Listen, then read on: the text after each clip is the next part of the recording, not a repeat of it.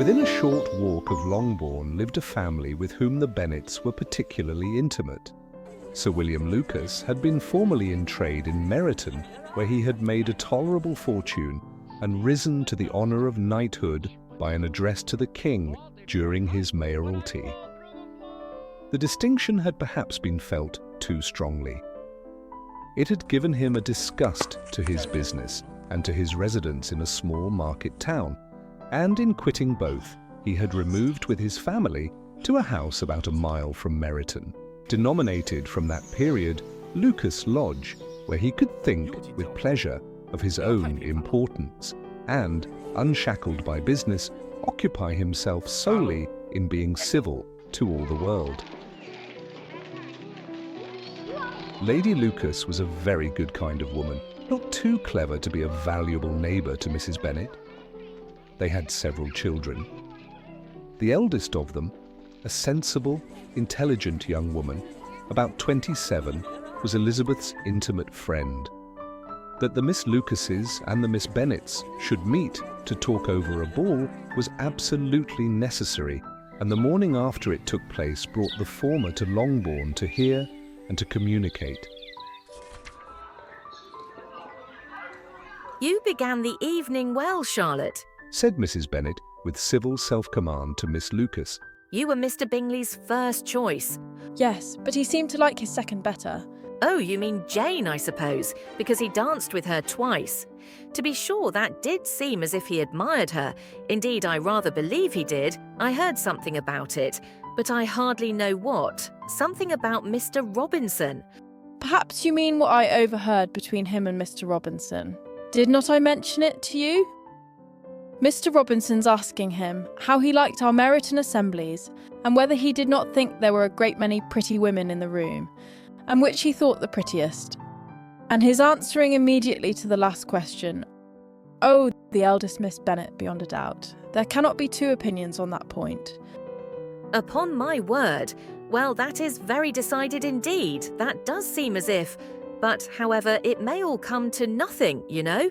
My overhearings were more to the purpose than yours, Eliza, said Charlotte. Mr. Darcy is not so well worth listening to as his friend, is he? Poor Eliza.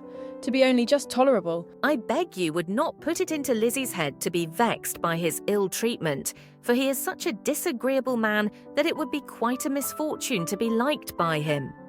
Mrs. Long told me last night that he sat close to her for half an hour without once opening his lips." "Are you quite sure, ma'am? Is not there a little mistake?" said Jane.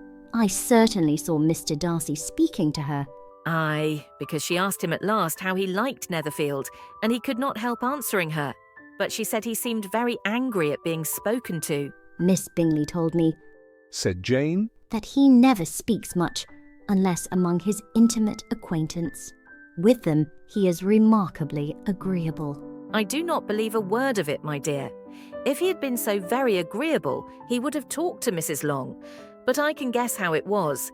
Everybody says that he is eat up with pride, and I dare say he had heard somehow that Mrs. Long does not keep a carriage, and had come to the ball in a hack chaise." "I do not mind his not talking to Mrs. Long," said Miss Lucas, "but I wish he had danced with Eliza." "Another time, Lizzie," said her mother. "I would not dance with him if I were you." "I believe, ma'am, I may safely promise you never to dance with him."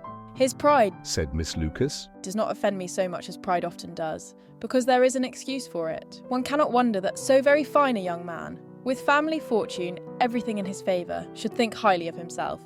If I may so express it, he has a right to be proud." "That is very true, replied Elizabeth. and I could easily forgive his pride if he had not mortified mine." "Pride," observed Mary, who piqued herself upon the solidity of her reflections, "is a very common failing, I believe. By all that I have ever read, I am convinced that it is very common indeed, that human nature is particularly prone to it, and that there are very few of us who do not cherish a feeling of self-complacency on some quality or other, real or imaginary. Vanity and pride are different things, though the words are often used synonymously. A person may be proud without being vain. Pride relates more to our opinion of ourselves, vanity to what we would have others think of us." "If I were as rich as Mr. Darcy," cried a young Lucas, who came with his sisters, "I should not care how proud I was. I would keep a pack of foxhounds and drink a bottle of wine every day. Then you would drink a great deal more than you ought. said Mrs. Bennet. And if I were to see you at it, I should take away your bottle directly. The boy protested that she should not. She continued to declare that she would, and the argument ended only with the visit.